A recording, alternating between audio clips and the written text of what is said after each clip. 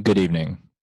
I'm music producer Camino 84, and tonight it is my honor and privilege to host this very special tribute to a future funk great gone before his time, Aqua Fina. Many of you know Aqua Fina or Paraguay as one of the OGs of the future funk scene, around in the early days of the SPF 420 shows with the likes of Saint Pepsi, or collaborating and remaking Macros 8299 in the very, very early days. For the first time, with the cooperation of his family, we've been able to unearth not only behind-the-scenes moments from his life and work, but for the very first time, unseen footage of Paraguay DJing at home, which includes, we believe, music that is unreleased and will be heard by you, the public, for the very first time tonight. So as part of the Wavepool Festival, we are honored and proud to present this tribute to Aqua Fina, followed by an actual DJ set from the man himself. Rest in peace.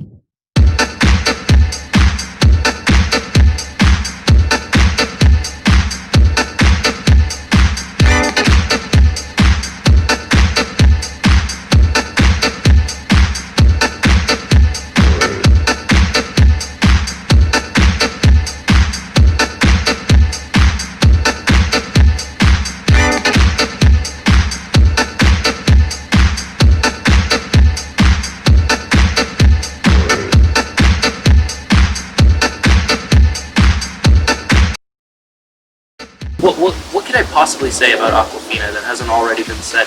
It's insane, the influence this person has had on the future funk community in the world, even. I know it's a bit short and sweet, but I think Aqua Fina is one of the most pinnacle future funk artists, if not the best one for a generation. He has inspired so many of us creators in this whole universe of music. I'm 30. Little is known about Aqua Fina's upbringing, childhood, or beginnings in the internet music scene, except for a few photos shared here by his family. What we do know is that Aqua Fina was active in the future funk community as early as 2013, when his username began popping up places like SPF 420 shows, including the infamous Hit Vibes release show by Saint Pepsi on SPF 420. He began to show up elsewhere online in Reddit forums, chat rooms, and turntable.fm groups. But it wasn't until 2015 when his Bandcamp and SoundCloud came online for the first time. I remember meeting Aqua Fina for the first time in a group called the Vape Council, Raw and Uncut. It was a group that was just filled with talented producers, but clearly one stood above the rest. My first exposure to Aqua Fina was me seeing him pretty much completely dominating people in that group, talking about like tickle torture and saying some very obscene things about his mother, which I thought, this guy is insane. But then once I started talking to him, he revealed to me that he was 13 years old, living in Paraguay, and making some of the most interesting music I could possibly imagine. And then it dawned on me that this guy is even more insane than I thought he was. But I think that was the splendor behind his music, his personality. You need to be a special kind of insane to make some of the insanely experimental music that Aqua Fina had created throughout the years of him being a part of the scene. It was really inspiring. Aqua Fina was actually the first person to make French touch music. They tried to imitate him. In 2015, he released the often overlooked Pleasure and Aqua Physis EPs, although the track Tomato, featuring Conscious Thoughts from Aqua Physis, became a minor hit in the future funk community and was later sampled and remixed by Melanade, among others. Noting that Aqua Fina might have had existing popularity outside the future funk scene that he leveraged to grow his massive followings on SoundCloud and elsewhere, we found this footage of Magnus Carlsen talking about Paraguay in an early interview. When I was starting out playing chess many years ago, I played much against Paraguay. He actually slipped some Viagra pills into my orange juice right before the match. So for the entirety of the match, I was holding a sound. Made me go straight for his queen. And for me, this turned out to be a huge mistake for me. So I immediately played bishop to e6, going after the queen on c8. And here comes the move that you have probably heard about it if you are a future funk fan.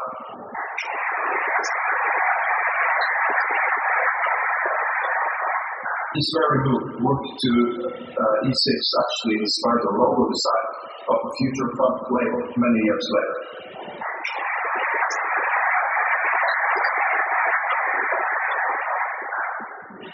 After this match, I started listening to future funk, and as a result, of course, my social skills completely deteriorated. But the music actually made my brain grow, and it is the reason I later became chess grandmaster and medal winner. So I want to thank Paraguay. What we do know is that something changed for Paraguay in 2016, and he began cranking out tracks at a incredible pace, hitting up tons of the biggest names in future funk at the time, like Future Otaku, Lord Sun, and Super Sex 420 for collaborations, some of which eventually saw the light of day. During this time, Aqua Fina started to release classic tracks like Choo Choo,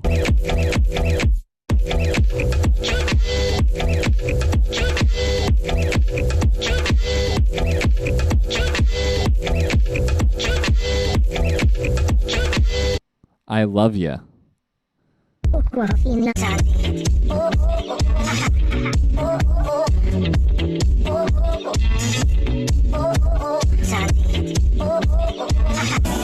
and Booby House.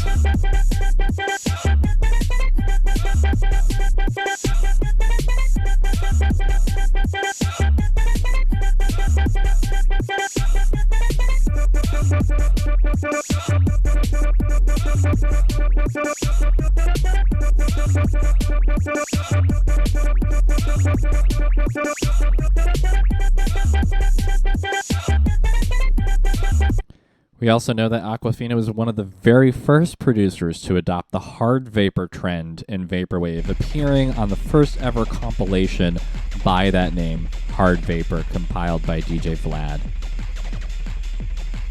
This was also Aqua Fina's first time appearing on a cassette tape release.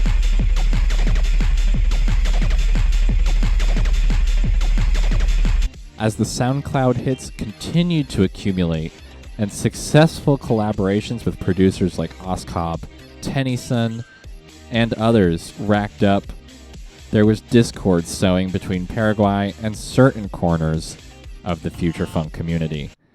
And this is where the diss tracks began. It started with an innocuous drop recorded by Paraguay's friend Mackenzie on a track called Smart Crystal Dasani Springs.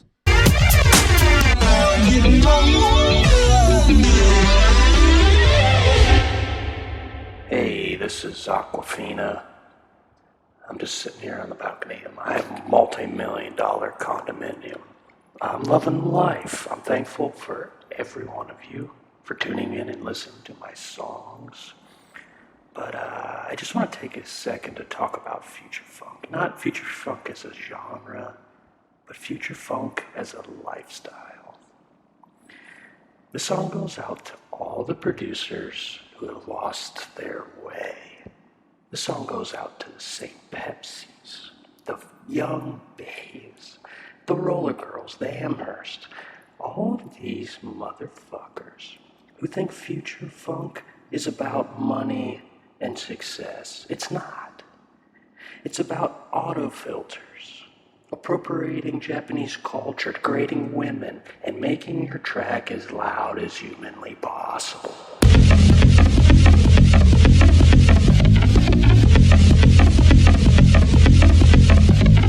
From there, the number of diss tracks just increased and increased, starting with calling out Fiber and Amherst by name, moving on to targets like Blank Banshee, GH, Ace, Pagan Gold, Frank Jab C, and notably a long series of diss tracks against Bacon Wave after a mix called Live in Tokyo that was supposed to air on the Bacon Wave FM radio show was cut.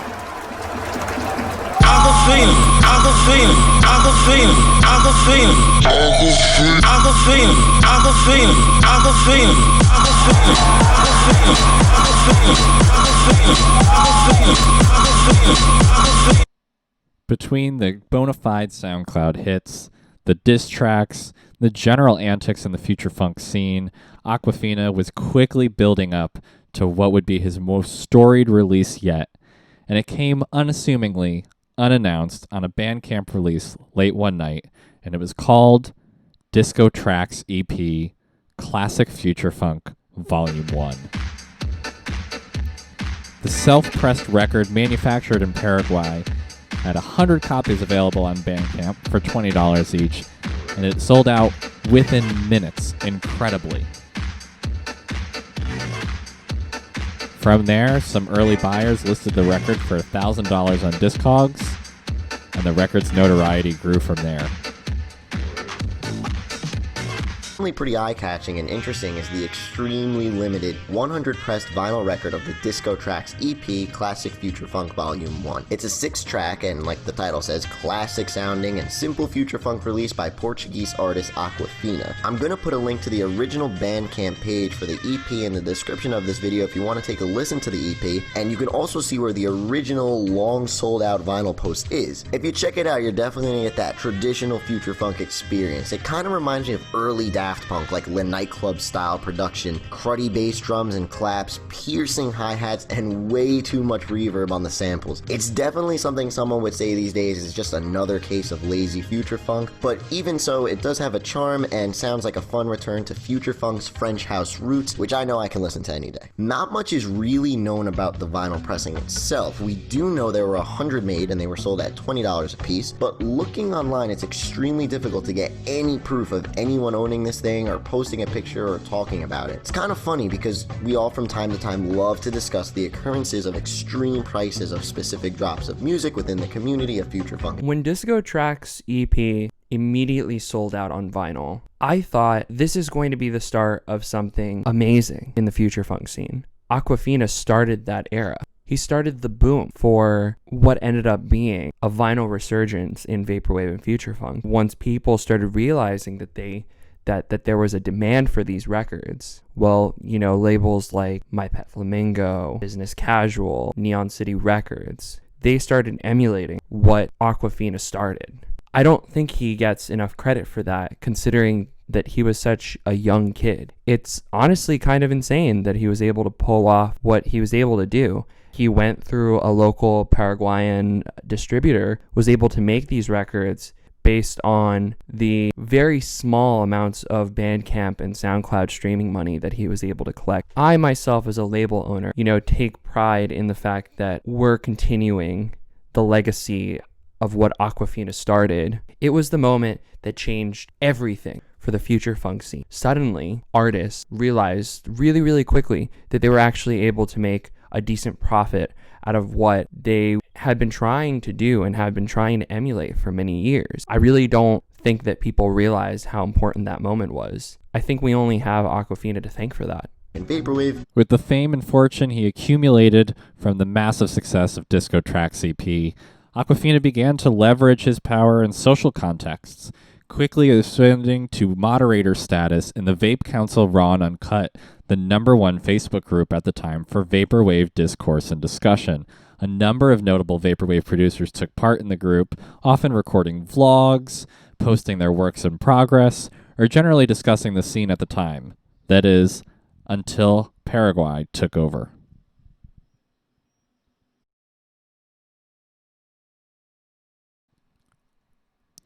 With Paraguay as moderator of the Vape Council Raw and Uncut, a hostile takeover ensued, in which Paraguay removed all the other moderators of the account and renamed the group from Vape Council Raw and Uncut to For Love of Paraguay. It was later revealed that this would be the title of a Magnum Opus LP that Aqua Fina had been working on. Sure enough, clocking in at an incredible 25 tracks that spanned a wide range of genres, from classic future funk sounds to hard vapor-influenced electro production, footwork, ambient and noise music, For Love of Paraguay was indeed the magnum opus that Aqua Fina had been working towards. It's impossible to summarize all of his music in this documentary, given that there's 175 tracks uploaded to his SoundCloud alone. But if we had to summarize, For Love of Paraguay is a great introduction to the wide range of styles that Aqua Fina brought. Paraguay Jam 2 Sample 3 free version is his best track. In fact, I'm just listening to it here now.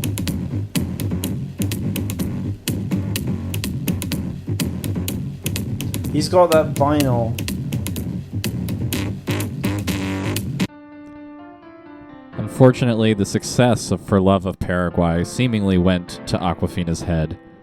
Shortly after the release of the album and a celebratory round on social media to share the glowing reviews that were pouring in, Paraguay began abusing Viagra. Desperate posts were made on Facebook and Twitter begging for Viagra, bragging about having obtained Viagra, having 8-hour boners, and other misuses of the prescription drug. The final track that Aqua Fina released before his untimely death was announced by his mother across his social media channels was called New Genre Viagra Core.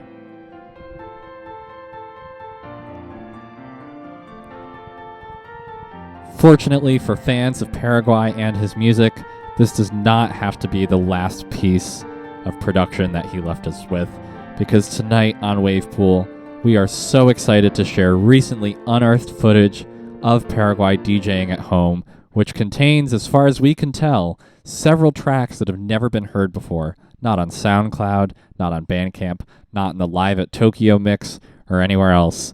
This is a world premiere of lost Aqua Fina material. Let's take a look.